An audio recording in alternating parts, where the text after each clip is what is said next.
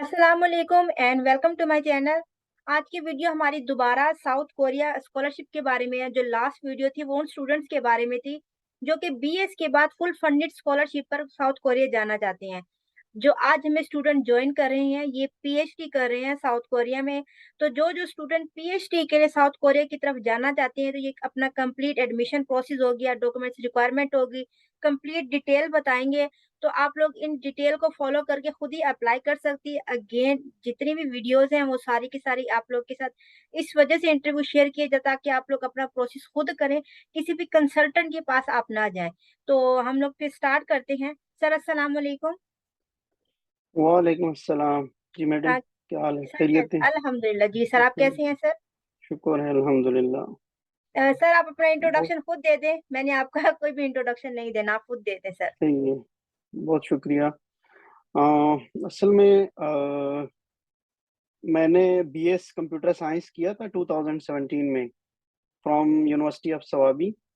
Then मैंने 2017 में ही master के लिए एडमिशन किया इंटरनेशनल इस्लामिक यूनिवर्सिटी इस्लामाबाद में। उधर से फिर मैंने एमएस इन कंप्यूटर साइंस की, और 2000 ड्यू टू कोरोना एक साल में लेट हो गया, और उसके बाद 2021 from February I started my PhD here in Chungnam National University, and अभी मैं पीएचडी कर रहा हूँ। ओके। तो तो सर फुल फंडेड आपकी पीएचडी है? जी जी, मेरी फुली फंडेड है। और इसके साथ साथ मैं जब मास्टर कर रहा था तो उसी साल मुझे जॉब मिली थी higher education commission of Pakistan में। ओह तो नाइस। 3 साल मैंने उधर भी जॉब किया है higher education commission of Pakistan में as a hmm. IT assistant. Okay. तो अभी आप सर इन्वायरमेंटल आईटी इंजीनियरिंग कर रही हैं? जी जी जी, मैं ठीक है। Environmental IT engineering. तो आपका जो मास्टर था वो भी इन्वायरमेंटल से रिलेटेड था? नहीं नहीं, मेरा जो बैकग्राउंड है वो बीएस कंप्यूटर साइंस और एमएस कंप्यूटर साइंस। अच्छा। जी जी। तो हम्म। लेकिन ये होता ये है साउथ कोरिया में कि इधर डिफरेंट, हर यूनिवर्सिटी में डिफरेंट डिपार्टमेंट्स होते हैं, और उसी डिपार्टमेंट्स के अंदर फिर गवर्नमेंट से कुछ प्रोजेक्ट्स मिलते हैं। तो फिर उसी प्रोजेक्ट्स के लिए ये एक नया डिग्री टाइटल खोल देते हैं। मतलब जैसा कि इन्वायरमेंटल इंजीनियरिंग है या कंप्यूटर साइंस है, कंप्यूटर इंजीनियरिंग है, तो ये क्या करते हैं, ये दो डिपार्टमेंट को मर्ज करते हैं और फिर उसी दो डिपार्टमेंट के अंदर एक नया डिपार्टमेंट खोल देते हैं। तो ओके। इसी तरह मेरा जो मतलब टाइटल है तो वो इन्वायरमेंटल आईटी इंजीनियरिंग हो गई। तो हम्म। हमारा जो मतलब जो प्रोजेक्ट है तो उसमें इन्वायरमेंटल की भी प्रोफेसर्स हैं और उसमें एआई के भी प्रोफेसर्स हैं। तो इसी हम्म। तरह मतलब ये एक मर्ज डिपार्टमेंट है ना। ओके, एआई मतलब आर्टिफिशियल इंटेलिजेंस। जी जी जी, artificial okay. Intelligence. Okay sir, आप अपना स्टूडेंट कार्ड अगर शेयर करना चाहें हमारे साथ। जी, ये मेरा स्टूडेंट कार्ड है। Okay. Thank you so much sir. अच्छा सर, अभी जो स्टूडेंट पीएचडी के लिए मूव करना चाहते हैं साउथ कोरिया की तरफ तो उनका फर्स्ट स्टेप क्या होगा? पीएचडी के लिए मतलब दो तरीके हैं। एक तो ये है कि अगर एक स्टूडेंट पाकिस्तान से बैचलर कर लेता है बीएस 4 ईयर, या अगर जो ट्रेडिशनल पुराना सिस्टम था उसमें एम बीएससी और एमएससी 2-2 साल का, तो वो भी 16 ईयर एजुकेशन है। तो उसके बाद एक साउथ कोरिया में होता है, एक इंटीग्रेटेड प्रोग्राम होता है, कंबाइन, जो आपका मास्टर और पीएचडी ये कंबाइंड डिग्री होती है। तो उसका जो मिनिमम ड्यूरेशन है, मतलब जो नॉर्मल ड्यूरेशन है उसके लिए 5 साल है। तो 5 साल में आपका एक इंटीग्रेटेड प्रोग्राम हो जाता है, तो आपकी मास्टर भी हो जाती है और आपकी पीएचडी भी हो जाती है। इसके अलावा फिर जो सेकंड मेथड है वो है कोई बंदा एमएस कर ले, बीएस कर ले, फिर एमएस कर ले पाकिस्तान से, और एमएस के बाद फिर वो पीएचडी के लिए आना चाहे तो वो फिर आ सकते हैं पीएचडी के लिए भी, लेकिन बीएस के बाद भी पॉसिबल है। उसका फिर डिफरेंट प्रोसीजर्स है। तो वो अगर मैं बता दूंगा डिटेल में। हम्म। या अगर आप बताना चाहें तो आपकी मर्जी है, अदरवाइज जो हमारी प्रीवियस वीडियो थी वो उसी के बारे में थी, इंटीग्रेटेड प्रोग्राम। वो स्टूडेंट इंटीग्रेटेड प्रोग्राम पे गई हैं बीएस के बाद जी साउथ जी जी कोरिया में जी। फुल फंडेड स्कॉलरशिप पर। जी, जी। तो पीएचडी का फिर ये है कि असल में मतलब इस दोनों की थोड़ी-सी कंपैरिज़न भी है, और मतलब जो कंबाइंड प्रोग्राम है वो थोड़ा ईज़ी है एज़ कम्पेयर टू पीएचडी, क्योंकि उसमें आपकी मतलब 5 साल में आपकी दोनों डिग्रियाँ हो जाती हैं। लेकिन पीएचडी का फिर ये है कि अगर कोई एमएस कर ले पाकिस्तान से, तो फिर उसने सिंपली उसमें ये होता है, लेकिन थोड़ा-सा पीएचडी का जो पोज़ीशन होता है वो थोड़ा कॉम्पिटिटिव होता है, हुँ, क्योंकि उसमें फिर कॉम्पिटिशन बहुत आ जाती है ना, कॉम्पिटिशन थोड़ी हाई होती है उसमें। क्योंकि उसमें फिर जब प्रोफ़ेसर को कोई कॉन्टैक्ट करता है स्टूडेंट्स, तो फिर वो पूरी दुनिया से लोग अप्रोच करते हैं प्रोफ़ेसर्स को। तो उसमें फिर ये होता है कि उसमें फिर प्रोफ़ाइल चाहिए होता है कि किसी स्टूडेंट्स की अगर बहुत ज़्यादा अचीवमेंट्स है, पब्लिकेशंस है मास्टर में, तो फिर उसी स्टूडेंट्स को वो प्रेफ़र करते हैं, हुँ, हुँ, एज़ कम्पेयर टू जिसके पास कोई एक्सपीरियंस नहीं है या कोई बैकग्राउंड नहीं है, तो हुँ। फिर वही वो प्रेफ़र करते हैं। ओके, अच्छा जिनकी ये पब्लिकेशन नहीं है मास्टर के अंदर, तो आप उनका क्या कहती हैं? उनको अप्लाई करना चाहिए या फिर अपनी प्रोफ़ाइल बिल किस तरह स्ट्रॉन्ग बना सकते हैं? जी, जी। असल में 2 तरीके हैं, या तो आपके पास पब्लिकेशन होनी चाहिए, या आपके पास कोई जॉब एक्सपीरियंस होनी चाहिए। मतलब आपने अगर कोई रिलेवेंट कोई काम किया है, या फिर ये भी हो सकता है कि आपके पास ना कोई एक्सपीरियंस है, ना कोई पब्लिकेशन है, तो फिर उसमें प्रोफेसर्स आपकी स्किल्स को देखते हैं कि आप जब सीवी बनाते हैं ना, तो सीवी में फिर आप अपनी स्किल्स मेंशन करते हैं। जैसा कि मेरा बैकग्राउंड कंप्यूटर साइंस से है, तो वो फिर पूछते हैं कि आपको प्रोग्रामिंग की आपकी क्या लेवल है, आपकी आपको कितनी प्रोग्रामिंग आती है। सम टाइम प्रोफेसर स्टूडेंट को टास्क दे देते हैं, कोई एक हुँ, छोटा-सा टास्क देते हैं ना कि आप इस टास्क को कंप्लीट करें, तो फिर उसी हिसाब से या फिर इंटरव्यू ले लेते हैं स्टूडेंट से। लेकिन इस इसी मतलब ये बिल्कुल इस तरह नहीं है कि अगर किसी की पब्लिकेशन नहीं है या अगर किसी की प्रोफाइल नहीं है, तो वो अप्लाई नहीं कर सकते। ये बिल्कुल इस तरह नहीं है। ओके। आपका अगर प्रोफाइल ज़ीरो भी है, तो आप तब भी अप्लाई कर सकते हैं, क्योंकि इधर मास्टर और पीएचडी इसका मतलब यही है कि आप एक मतलब आपने रिसर्च सीखनी है, तो आप एक रिसर्च रिसर्च के फील्ड में आप एक नई मतलब आप एक नए स्टूडेंट हैं और आपने रिसर्च सीखनी है, तो फिर इधर जब स्टूडेंट आते हैं उनको एनवायरनमेंट फिर मिल जाता है और वो फिर सीख जाते हैं। हुँ, तो हुँ। इस तरह बिल्कुल भी नहीं है। ओके। अच्छा स्टूडेंट्स अपना मतलब कि सुपरवाइज़र से कॉन्टैक्ट कैसे करें? लाइक अगर मैं साउथ कोरिया में अप्लाई करना चाहती हूँ और मेरा बैकग्राउंड इलेक्ट्रॉनिक्स से रिलेटेड है, मैं अपने सुपरवाइज़र किस तरह से फाइंड आउट करूँगी? सबसे पहले तो पूरी जो मतलब इंटरनेट पे गूगल पे जब जाएँगे तो पूरी अगर आप लिख दें कि साउथ कोरियन यूनिवर्सिटीज़, तो पूरी एक लिस्ट पड़ी है साउथ साउथ कोरियन यूनिवर्सिटी, आपको मतलब थ्रू रैंकिंग भी आ जाती है कि एसएनयू टॉप पे है, फिर काइस्ट है, फिर एसकेकेयू डिफरेंट यूनिवर्सिटी, कोरिया यूनिवर्सिटी है, पोस्टेक है। तो इस तरह आपको पूरी यूनिवर्सिटी की लिस्ट जो है ना नज़र आ जाती है। फिर जिस यूनिवर्सिटी में आपकी इंटरेस्ट है, तो फिर आप उसी यूनिवर्सिटी की वेबसाइट खोल दें और सिंपली फैकल्टी में जाएँ, जो यूनिवर्सिटी की फैकल्टी होती है, डिपार्टमेंट में जाएँ, सबसे पहले डिपार्टमेंट में जाएँ। अगर किसी का इलेक्ट्रॉनिक्स है, किसी का एनवायरनमेंट है, किसी का एआई है, जो जिससे रिलेवेंट है, इलेक्ट्रिकल हो गया, इवन मेडिसिन हो गया, तो वो उसी डिपार्टमेंट में जाएँ। फिर डिपार्टमेंट के अंदर आपका एक फैकल्टी का ऑप्शन होता है हर हर वेबसाइट पे। फिर फैकल्टी के अंदर आप प्रोफ़ेसर जो है ना, उनकी सारी प्रोफ़ाइल लगी होती है। प्रोफ़ाइल में फिर उसका अपना एक लिंक होता है, हर प्रोफ़ेसर का अपना एक वेबसाइट होता है उस फैकल्टी के अंदर। तो फिर आप उसकी वेबसाइट पे जा सकते हैं और आप उसकी रिसर्च बैकग्राउंड दे सकते हैं कि वो किस चीज़ पे काम कर रहे हैं। तो फिर उसी हिसाब से आप प्रोफ़ेसर को कॉन्टैक्ट करें, और सम टाइम प्रोफ़ेसर अपनी वेबसाइट पे अनाउंस भी करते हैं कि I am looking for some master और पीएचडी हुँ, या हुँ। और पोस्ट डॉक, तो वो इस तरह मतलब अनाउंसमेंट कर देते हैं। अगर ना भी हो तो रैंडमली भी लोग अप्लाई कर सकते हैं। तो हुँ, फिर हुँ। इसी तरह प्रोफ़ेसर अगर प्रोफ़ाइल से इम्प्रेस हो गया, तो वो फिर कॉन्टैक्ट करता है और फिर इसी तरह आपका एक्सेप्टेंस और ये चीज़ें प्रोसीड होती है। हुँ, हुँ। अच्छा इसमें हमें जैसे अगर मैं किसी सुपरवाइज़र फैकल्टी में जाके मैं किसी सुपरवाइज़र का वेबसाइट में चेक कर रही हूँ, क्या मुझे उसके रिसर्च पेपर पहले पढ़ने चाहिए कॉन्टैक्ट करने से पहले? तो लाइक एक बेस्ट वे है कि अगर आप एक प्रोफ़ेसर की पब्लिकेशन पढ़ें और आपको भी उसमें इंटरेस्ट हो, ऐसा भी नहीं है कि आपको मतलब आप हर प्रोफेसर के प्रोफाइल में जाएं और हर एक की एक दो पेपर पढ़ें और आप कहें कि हाँ ये तो मेरे से मैच करता है, ये मेरे से मैच करता है। तो इस तरह बिल्कुल नहीं है, जो आपके साथ रिलेवेंट है तो इट्स बेटर कि आप उसी पे जाएं और उसी को कांटेक्ट करें।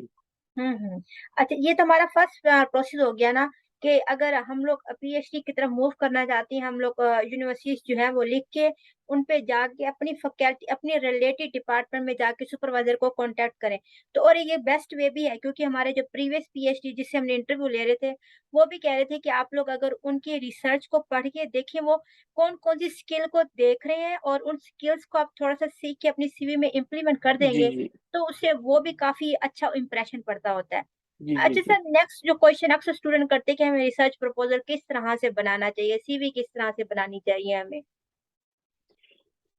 तो सीवी के लिए तो मतलब डिफरेंट फॉर्मेट्स हैं, डिफरेंट फॉर्मेट्स वेबसाइट पे भी पड़े हैं, या फिर मतलब डिफरेंट जो जिस तरह स्कॉलरशिप नेटवर्क है या डिफरेंट ग्रुप्स भी है उसमें भी लोगों ने डाली हुई है फॉर्मेट्स।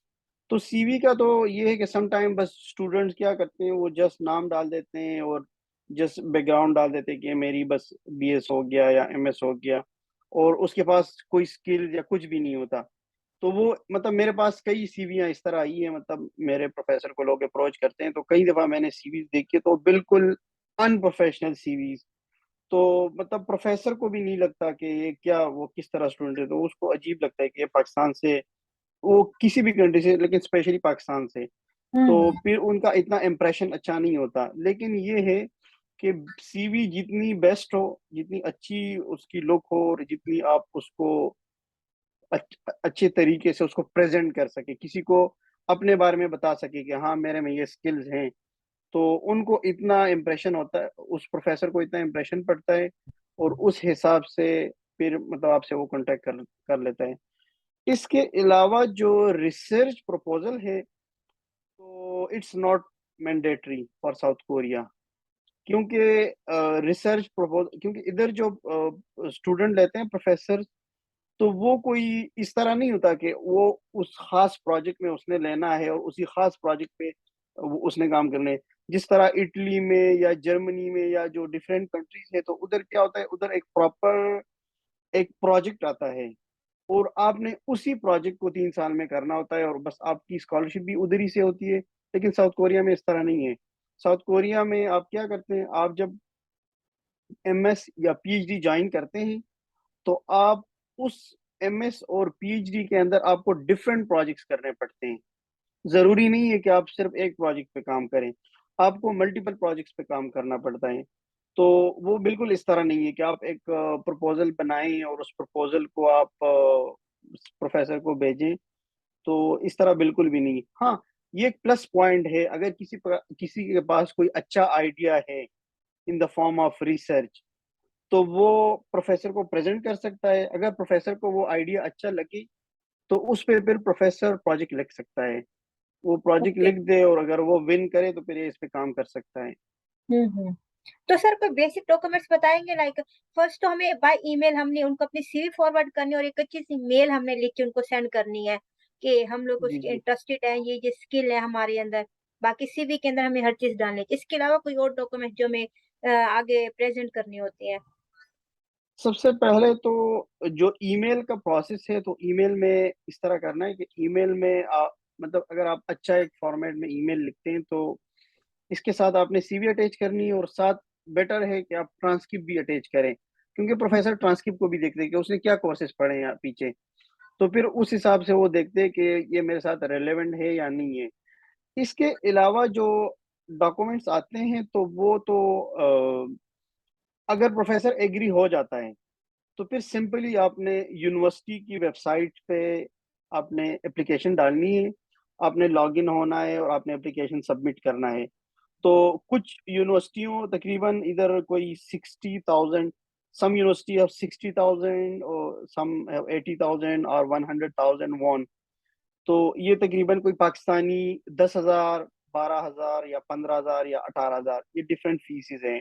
तो ये एक एडमिशन का फीस होता है। आपने हम्म वो पे करने हैं और आपने जस्ट पोर्टल पे अपना एप्लीकेशन डालना है। लेकिन प्रोफेसर अगर आपके साथ एग्री हो जाए तो फिर उसने आपको डॉक्यूमेंट्स देने हैं। उसने आपको क्या क्या उसने आपको एक डॉक्यूमेंट देना है, रिकमेंडेशन लेटर, कि प्रोफेसर लिख देगा कि हाँ, ये स्टूडेंट रेलेवेंट है, मेरे फील्ड से रिलेटेड है, या इसमें ये स्किल्स हैं, तो मैं इसको ऑफर कर रहा हूँ, पीजी ऑफर कर रहा हूँ, या मैं मास्टर ऑफर कर रहा हूँ इसे। फिर साथ साथ उसने आपको एक स्कॉलरशिप का लेटर देना होता है कि हम्म मैं फलां प्रोजेक्ट से इसको मैं सपोर्ट करूंगा, और मैं पैसे इसके इस प्रोजेक्ट से दूंगा। वो फिर इसके साथ साथ आपको अपना एम्प्लॉयमेंट लेटर और आपका जो बिजनेस रजिस्ट्रेशन सर्टिफिकेट होता है यूनिवर्सिटी का, तो वो इस तरह डॉक्यूमेंट देते, फिर आप वो सबमिट करते हैं। फिर जब आपका एडमिशन हो जाता है तो फिर यूनिवर्सिटी फिर आपको सारे डॉक्यूमेंट भेज देते हैं, एडमिशन लेटर और वगैरह। तो बेस्ट वे यही है कि हम सुपरवाइजर से सबसे पहले एक्सेप्टेंस लेने की कोशिश करें, इंस्पाइट ऑफ कि हम यूनिवर्सिटी पोर्टल पे जाएं और फीस भरें, क्योंकि मोस्टली हम पाकिस्तानी इस स्कॉलरशिप के चक्कर में होते हैं कि हमें आगे से मिल जाए, हमें खुद कुछ ना करना पड़े। अच्छा सर, इसमें एक और चीज अक्सर स्टूडेंट पूछते हैं, क्या हमें विदाउट आइल्स भी हम लोग कर सकते हैं पीएचडी या मास्टर साउथ कोरिया में? जी, जी। इस तरह है कि कुछ यूनिवर्सिटियों में तो मैंडेटरी होता है, लेकिन ये बहुत कम कम ही यूनिवर्सिटियों में है। आपको अगर आपके पास अगर लैंग्वेज प्रोफिशिएंसी है, यूनिवर्सिटी से आप बनवा लें, तो उस पे भी काम चल जाता है। फिर एक और ऑप्शन होता है, हर यूनिवर्सिटी के डॉक्यूमेंट्स के अंदर एक फॉर्म होता है। वो फिर आपने आपका जो मतलब फ्यूचर का जो आपका एडवाइज़र है, तो आपने उस कोरियन प्रोफ़ेसर से वो साइन करने हैं वो फ़ॉर्म। वो उसपे लिख देगा कि हाँ, इसकी सारी जो पीछे बैकग्राउंड है, तो वो सारा इंग्लिश में है, और इसने जो पब्लिकेशन है, वो भी उसने इंग्लिश में लिखा है, तो वो साइन कर देता है, तो आपको यूनिवर्सिटी की तरफ से एग्ज़ेम्पशन मिल जाती है।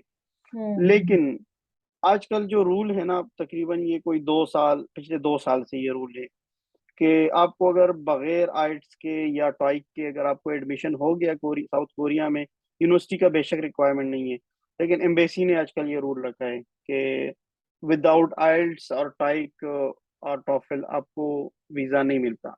तो आपने ये मस्ट सबमिट करना है। बेशक उसमें आपका बैंड बहुत कम हो, मतलब 5.5 या कुछ आइल्ट्स का, तो आपका फिर भी वीजा आपका लग जाता है। ये एक जर्मनी और का भी रूल हुआ आया पड़ा है ये वाला जी, सेम, जी। वैसी ने रिक्वायरमेंट रखी हुई है।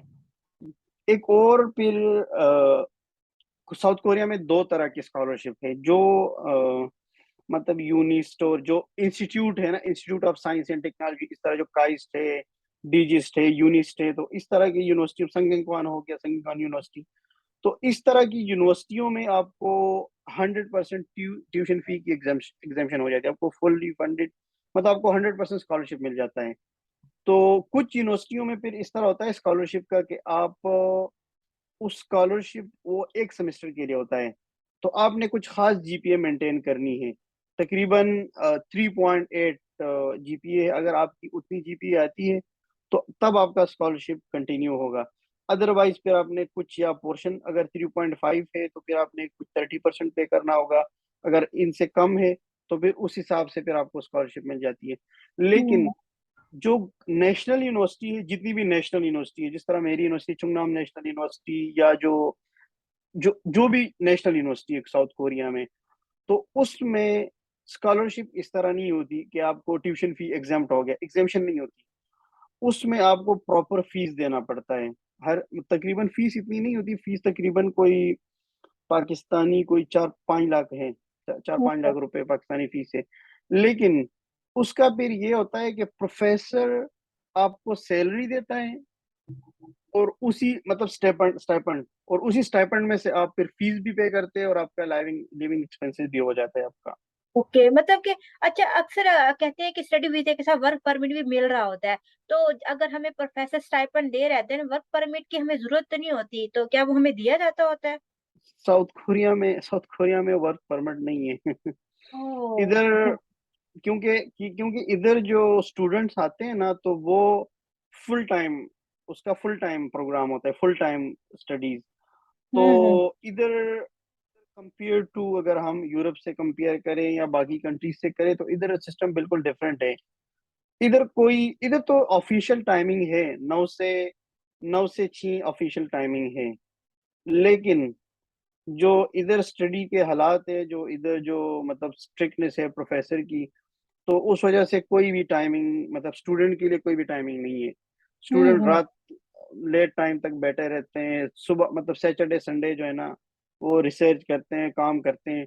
तो इवन प्रोफेसर अगर आपको इजाजत भी दे दे कि चले आप छुट्टी करें, लेकिन हर वीक आपकी मीटिंग होती है, आपकी सेमिनार्स होते हैं, आपकी प्रेजेंटेशन होते हैं, तो आपने परफॉर्मेंस शो करना होता है। तो उस हम्म। वजह से ये चीजें पॉसिबल, तो वर्क इधर पॉसिबल नहीं है। सम स्टूडेंट कहते हैं कि नहीं नहीं बस हम बेशक अगर सेल्फ पे भी चले जाए ना, तो हम हमें अपॉर्चुनिटी मिल जाए, तो इस तरह बिल्कुल नहीं है, स्पेशली ग्रेजुएट्स प्रोग्राम के लिए, मास्टर और पीएचडी के लिए। क्योंकि ओके। साउथ कोरिया में इस तरह है कि हर 4 मंथ सेमेस्टर होता है, 4 मंथ्स का। तो हर सेमेस्टर के बाद 2 मंथ्स ब्रेक होता है, लेकिन हमें उसी 2 महीने के अंदर भी हमें काम करना पड़ता है। हम्म। मतलब काफी जी टफ स्टडी है साउथ कोरिया में, अगर जो जी जा रहे जी हैं ना, जी जो सही पढ़ने वाले स्टूडेंट है ना, वही साउथ कोरिया जाए, वरना नहीं जाना। अगर वर्क जी जी करना है जी ना, जी। तो यूरोप की तरफ ही मूव करें। फिर वहां पे बिल्कुल स्टूडेंट जो है बिल्कुल। ना, कंटिन्यू कर रहे होते स्टडी के साथ वर्क जी जो जी होता है। जी अब बिल्कुल। इसका मतलब ये हो गया कि हमें सबसे पहले जो है सुपरवाइजर से कांटेक्ट करना है, उनसे हमने एक्सेप्टेंस लेनी है। अगर वो हमें एक्सेप्ट कर लेते हैं और अच्छा स्टाइपेंड दे रही होती है, तो उसी में से हम ट्यूशन फी भी पे कर सकते हैं। अगर यूनिवर्सिटी हमारी ट्यूशन फी एग्जेम्प्ट कर देती है, देन वो पेमेंट हमारी सेव हो जाती है। अदरवाइज इतना अच्छा हमें स्कॉलरशिप मिल रहा होता है, स्टाइपेंड मिल रहा होता है कि हम वो पे कर सकते हैं, लिविंग एक्सपेंस भी हमारे कवर हो जाते हैं। जी तो जी। ये पूरा का पूरा जो भी स्टूडेंट करना चाहे करें। लेकिन एक और चीज है कि इधर कोई मतलब कुछ कंट्रीज में एक फिक्स सैलरी होती है ना, कि इतनी सैलरी प्रोफेसर ने देनी है। हम्म। लेकिन इधर ये रूल नहीं है। इधर प्रोफेसर की मर्जी है, सैलरी दे या ना दे। वो अगर ना हम्म। भी दे सैलरी, तो आप नहीं पूछ सकते प्रोफेसर से कि आप मुझे सैलरी क्यों नहीं दे रहे हैं। वो हम्म। सिंपली कह देगा कि आपकी परफॉर्मेंस ठीक नहीं है, मैं खुश नहीं हूँ आपसे, तो फिर आपकी सैलरी नहीं होगी। तो इधर इस तरह के स्टूडेंट बहुत सारे हैं कि वो ओके। इसी तरह के इशू से गुजर रहे हैं। तो तो इस फिर वो तरह किस नहीं है तरह कि करते हैं? अगर लेट्स सपोज प्रोफेसर ने बोल दिया लिविंग एक्सपेंस और बाकी चीजें, फिर? असल में फिर उसमें दो तरीके हैं। स्टूडेंट्स फिर या तो ये करते हैं कि फिर कोशिश करते हैं कि प्रोफेसर चेंज कर दें। हम्म। ये इतना इजी टास्क नहीं है, लेकिन कुछ स्टूडेंट्स ट्राई ट्राई करते हैं कि वो अपना एडवाइजर चेंज कर दे सेम यूनिवर्सिटी में, क्योंकि उनको ये मसले मसाइल होते हैं।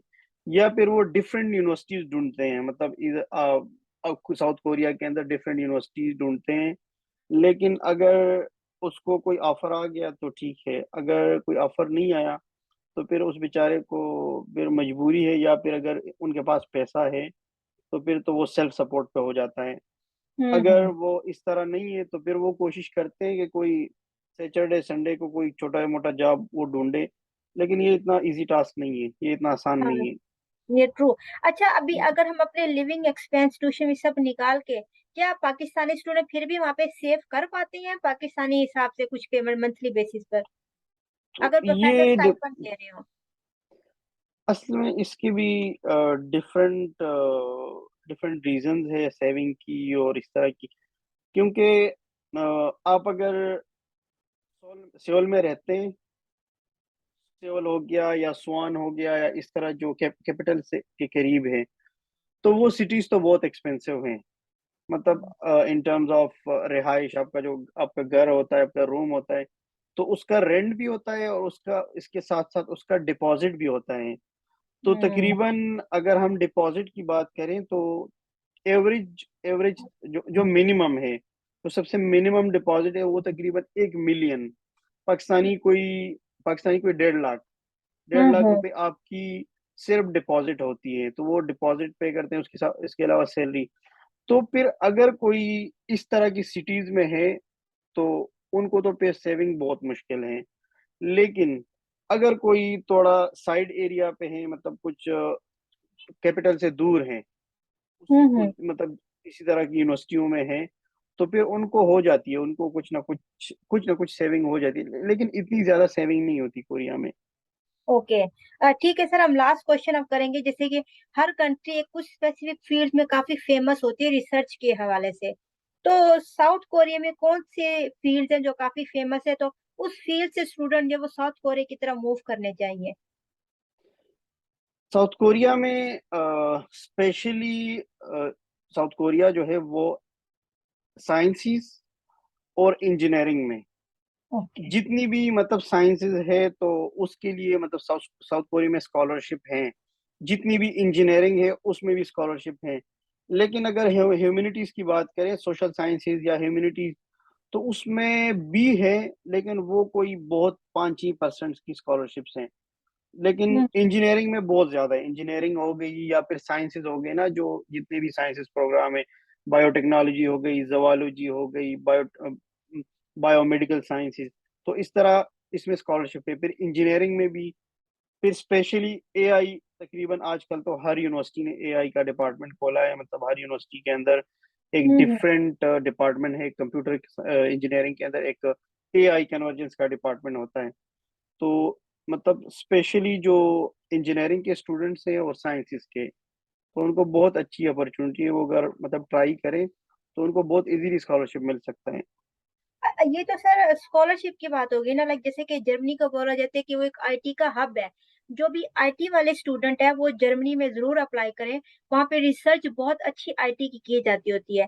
साउथ कोरिया में भी किसी किसी चीज का हब इसको बोला जाता है, कोई एक स्पेसिफिक फील्ड हो जिसके बारे में बोला जाता हो साउथ कोरिया तो को? इनका तो सैमसंग है, इलेक्ट्रॉनिक्स। ओके। और हाँ, तो लेकिन वो सिर्फ इलेक्ट्रॉनिक्स की हद तक नहीं है। उसमें मतलब हम्म। हर चीज, उसमें हर हर चीज। एआई भी एआई भी आ जाती है उसमें। मटेरियल मतलब सारे उनके साथ लिंक्ड है। जितनी हम्म। भी जितनी भी इंजीनियरिंग है ना, वो सारी उनके साथ लिंक्ड है। क्योंकि उन्होंने अगर इलेक्ट्रॉनिक्स पे काम करना है तो किसी ने मटेरियल पे काम करना है, किसी ने एआई अप्लाई करनी है, किसी ने इलेक्ट्रॉनिक्स पे काम करना है, किसी ने कोई दूसरी चीजें यूज करनी है। तो मतलब इस तरह कोई स्पेसिफिक नहीं है। ये हम्म। हर डोमेन में मतलब इनके है डिफरेंट। ओके। जी। अच्छा सर, आप लास्ट में कोई टिप्स देना चाहें स्टूडेंट को जो अप्लाई करना चाह रहे हो पीएचडी के लिए?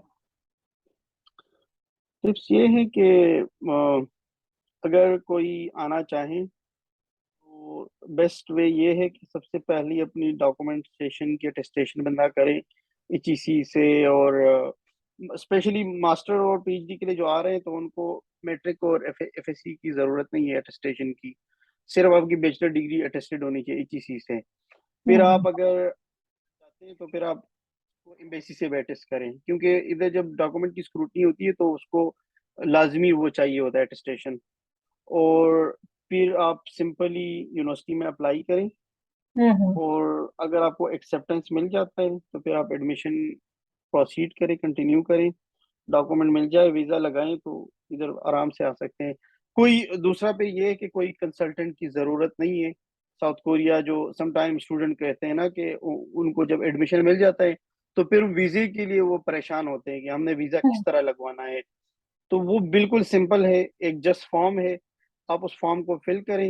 यूनिवर्सिटी के जितने भी आप यूनिवर्सिटी के डॉक्यूमेंट भेजें वो साथ लगाएं। अपनी डॉक्यूमेंट ओरिजिनल लेके जाएं, पासपोर्ट ले जाएं, आईडी कार्ड ले जाएं, और सिंपली जाएं और बस वीज़ा अप्लाई करें। तो अच्छा, विद ये इन। फॉर्म हमें कहाँ से मिलेगा? ये जब ये आप बोल रहे थे वीजे के लिए सिंपली आप फॉर्म वो करें? जी, फॉर्म फॉर्म जो हमारी जो एम्बेसी है ना, कोरियन एम्बेसी इन पाकिस्तान, तो हम्म। उसी पे वीज़ा एप्लीकेशन फॉर्म पड़ा है। ओके। वो जी हम जी। डाउनलोड कर लें और बाय वो वॉक ही हम हम लोग हाँ। जा सकते हैं? जी जी हाँ, बिल्कुल डाउनलोड करें। तो वो अगर किसी ने कंप्यूटर से फिल करनी है तो वो भी कर सकते हैं, अगर बाय हैंड करना है तो वो भी कर सकते हैं। तो उसमें हम्म। सिंपली बस लिखना होता है कि बस ये मेरी स्कॉलरशिप है। और वो सिंपल एक फॉर्म है, हम्म। उसको बस फिल करना है। इतनी ज्यादा कोई डॉक्यूमेंटेशन नहीं है। ओके। और सारे डॉक्यूमेंट है कि हमें खुद जाना होता है या फिर हम अपॉइंटमेंट का वेट करते हैं कि इस दिन अपॉइंटमेंट मिलेगी नहीं और हम नहीं नहीं, जाएंगे? अपॉइंटमेंट की जरूरत नहीं है। अपॉइंटमेंट की जरूरत नहीं है, बस आप सिंपली जाएं और उधर जाके वेट करें। मतलब अब उधर उसी टाइम वो लिख देते हैं, वेट हम्म। करें, और लोग अप्लाई कर देते हैं। तो डी टू का वीजा होता है, स्टूडेंट वीजा। और जी जी। इसमें सर कोई इंटरव्यू वगैरह भी लिया जाता है या बस डॉक्यूमेंट सबमिट करके हम लोग आ जाते हैं? नहीं नहीं, बस सिंपली जस्ट डॉक्यूमेंट। वो कोई इंटरव्यू नहीं लेता। वो एक पाकिस्तानी बेटी है, पाकिस्तानी एक अ, उधर विंडो पे बैठा होता है या बेटी होती है, तो वो आपसे डॉक्यूमेंट्स लेती है। और फिर बस वो आगे उसके साथ आप फीस पे करते हैं कैश में फीस हम्म, पे करते हैं, वीज़ा एप्लीकेशन फ़ी। फिर आपसे डॉक्यूमेंट्स ले लेते हैं और आपको एक रसीद दिया जाता है कि आपकी रसीद है, तो फिर आप वो वेबसाइट से उनका जो वेबसाइट है, तो फिर आप उनसे मतलब स्टेटस आप चेक कर सकते हैं कि मेरा हम्म, वीज़ा अप्रूव्ड हो गया या नहीं हुआ। तो जब अप्रूवल वीज़ा की अप्रूवल आ जाए, तो फिर सिंपली जाएँ और अपनी डॉक्यूमेंट्स वापस ले लें। ओके। अच्छा, ये साउथ कोरिया का बहुत इजी प्रोसेस है। हमें जी, यूरोपियन जी। कंट्रीज में बहुत प्रॉब्लम फेस करी, अपॉइंटमेंट का वेट। मैंने तकरीबन अप्रैल में अप्लाई किया था, स्टिल मुझे कोई अपॉइंटमेंट अभी तक रिसीव नहीं हुई। तो ये जी, और जी। अच्छा भी है। और फंडिंग के हवाले से भी है। हमारे जो प्रीवियस स्टूडेंट साउथ कोरिया से थे, वो भी कह रहे थे कि बहुत ही अच्छी फंडिंग होती है, कि हमें काम करने की जरूरत नहीं पड़ती है, और बेसिकली जी, टाइम भी नहीं मिलता आप लोगों को ना। क्योंकि जी। आपसे मैं काफी दिनों से टाइम ले थी, लेकिन आपके बिजी स्केड्यूल की वजह से आज जाके, sir thank you so much, आपने टाइम जी, निकाला। तो जो आपका बहुत स्टूडेंट, शुक्रिया। नहीं सर, आपका बहुत बहुत शुक्रिया। तो जो भी स्टूडेंट पीएचडी में अप्लाई करना चाहते हैं, वो इस वीडियो को देख के इसी के मुताबिक अगर वो लोग करेंगे, खुद अप्लाई करें। मैं हमेशा कहती हूँ खुद अप्लाई करें, किसी भी कंसल्टेंट के पास नहीं जाएं। मुझे इनफैक्ट एक कंसल्टेंट का मैसेज भी रिसीव हुआ, आप हमारी रोजी के ऊपर क्यों पीछे पड़ गई हैं। तो मैंने उनको बोला, मेरा भाई आप लोगों से कोई ताल्लुक नहीं है। जो स्टूडेंट खुद अप्लाई करना चाहते हैं वो खुद करें। ऑफ कोर्स जो लोग बस कहते हैं कि बस मेहनत ना करनी पड़े, सारा काम कंसल्टेंट कर दे, वो ऑब्वियसली वो जाएँ, कोई किसी को रोक नहीं रहा होता। लेकिन पीएचडी के लिए अगर आप इलेक्ट्रॉनिक्स से रिलेटेड है, या आप लोग जैसे कि कंपनीज़, मोबाइल कंपनीज़ का मैंने सुना है कि काफ़ी वहाँ पर है साउथ कोरिया में ना, कम्युनिकेशन वाले, लाइक मेरी टेलीकम्युनिकेशन की डिग्री है, तो मुझे डेफिनिटली मास्टर इंटीग्रेटेड प्रोग्राम के लिए अप्लाई करना चाहिए। तो वीडियो को फिर हम यहीं पे एंड करते हैं। अगर आप लोग पीएचडी के लिए मूव करना चाहते हैं, तो ये अच्छी वीडियो है। आप लोग साउथ कोरिया में पीएचडी किस तरह अप्लाई कर सकते हैं, पूरा प्रोसेस आप लोग देख सकते हैं। Thank you so much sir, बहुत बहुत शुक्रिया। बहुत शुक्रिया मैडम, बहुत शुक्रिया। अल्लाह हाफिज। जज़ाकल्लाह। अल्लाह हाफ़िज़।